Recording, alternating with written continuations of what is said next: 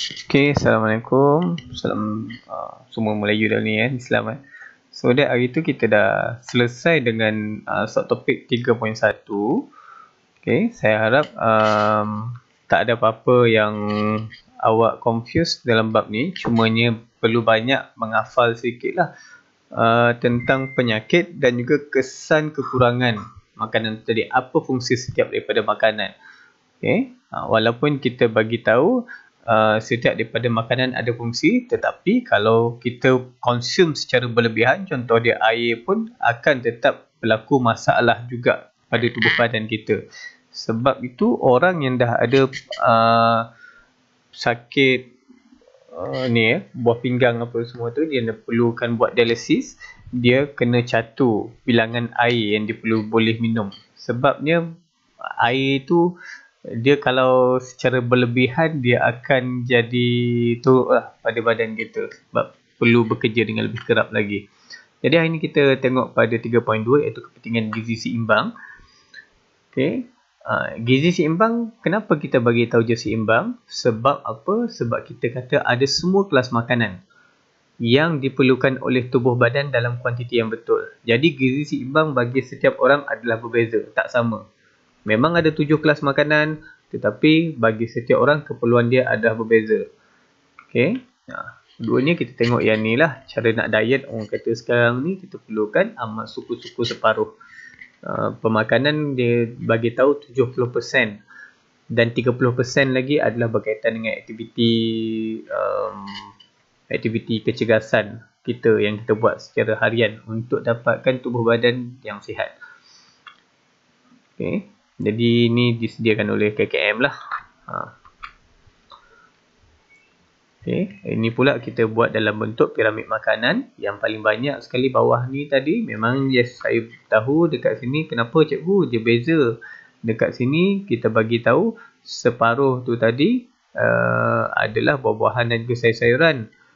Suku tu tadi protein, suku lagi karbohidrat. Tetapi bila kita tengok dekat sini, yang paling banyak sekali tiba-tiba KKM juga yang buat dia. Dia bagi tahu kena paling banyak sekali karbohidrat. Lepas tu atas dia pula sayur-sayuran dan buah-buahan. Atas lagi barulah kalsium, vitamin dan sebagainya. Atas yang paling sikit adalah glukosa, lemak. Okey, tu yang paling sikit. Jadi saya bagi tahu mesti ada semua kelas makanan. Karbohidrat ni sebab kita kata nak bagi sumber tenaga je. Ini tadi berkaitan dengan sesiapa yang nak diet. Okay. Sebab kita nak kurangkan pengambilan karbohidrat tadi. Sebab kita bagi tahu dekat Malaysia kebanyakan cukup makan. Jadi tak ada masalah. Okay. Faktor-faktor yang mengaruhi keperluan kalori seseorang tu tadi. Jadi kalau nak badan cepat kurus, kita kena tahu juga berkaitan dengan pengambilan kalori. Yang pertama adalah berkaitan dengan saiz badan, umur, dan pekerjaan, kita tengok jantina, kita tengok juga keadaan kesihatan seseorang tu tadi. Okay. Dan akhirnya last sekali baru kita pergi kepada iklim. Sebab iklim ni tak berapa popular unless kalau kita duduk di negara 4 musim. Jadi kita tengok saiz badan seseorang. Yang mana yang perlu lebih banyak tenaga? Adakah yang badan kecil ataupun yang badan besar? Okay. Orang bagi tahu, okay, badan besar ni kalau nak kurus, of course lah dia kena ambil kalori yang kurang sebab kita nak bakar apa yang berada dalam tubuh badan dia. Tapi kalaulah kita tengok aktiviti dia semua sama, okay, contohnya untuk main gym ni lah, secara logiknya, yang mana yang perlu lebih banyak minyak? Motor ataupun lori? Tu kita kena tanya dulu. Okay. Jadi sama juga dengan ni. Tadi orang yang badan besar dia perlu mengambil kuantiti makanan yang lebih banyak sebab dia perlu lebih banyak tenaga nak bawa saiz badan dia yang besar tu tadi. That's why lori perlu lebih banyak minyak berbanding motor. Okay. And then kita tengok pada faktor umur. Orang tua ke ataupun kanak-kanak yang perlu lebih banyak tenaga makanan. Okay. Kita bagi tahu kanak-kanak memerlukan karbohidrat yang lebih banyak untuk tenaga dan juga protein bagi pertumbuhan yang sedang aktif dan juga besar berbanding dengan orang yang dewasa. Okay. Kalau pekerjaan, kita tengok siapa yang duduk relax-relax buat-buat kerja, duduk depan TV, main-main phone pun boleh apa. dengan orang yang bekerja sebagai buruh binaan. Jadi orang buruh binaan mestilah perlukan makanan yang lebih banyak sebab kita kata tentang pekerjaan dia yang lebih berat. Okay. And then jantina, lelaki dan perempuan. Kita tengok kebanyakan dia lelaki lebih aktif berbanding perempuan lah. Jadi lelaki perlukan lebih banyak makanan berbanding dengan perempuan tu tadi. Kita mesti tengok pada metabolisme juga. Tapi kalau sekadar angkat handphone dan juga remote control, remote TV, tu tak berat lah aktiviti dia. Okay, and then kita tengok keadaan kesihatan.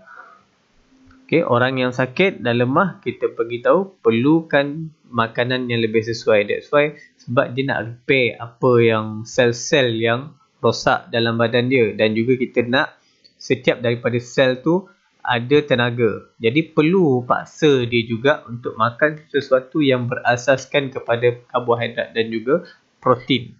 Okay, dua benda tu kita perlukan. Dan juga dalam masa sama bagilah dia mineral yang terkandung dalam buah-buahan dan juga serat-serat dan vitamin yang terkandung dalam buah-buahan dan juga sayuran. Okay, iklim kalau kita tengok orang yang duduk di kawasan gurun dan juga orang yang duduk di kawasan yang sejuk. Of course kawasan yang sejuk dia perlukan makanan yang lebih tinggi sebab dia nak protect badan dia tadi daripada kesejukan. Jadi dia perlukan lebih banyak makanan. Sebab apa? Sebab haba tu tadi banyak hilang kesedaran. Orang yang beriklim panas ni dia perlukan lebih banyak air lah. Okay. Okay. Jadi makanan yang perlu banyak orang yang beriklim sejuk. Okay. Jadi kita tengok pula nilai kalori dalam makanan kita ni tadi. Okay. Ini sekarang pun dah ada apps lebih mudah untuk awak. Jadi kalau awak nak pilih apa untuk menu sarapan, makanan tengah hari, berapa banyak yang nak perlu dimakan tu tadi, pun kita boleh ambil kira juga. Sekarang ni fast food kebanyakan je letak benda-benda kalori ni, ataupun restoran hipster je letakkan benda ni.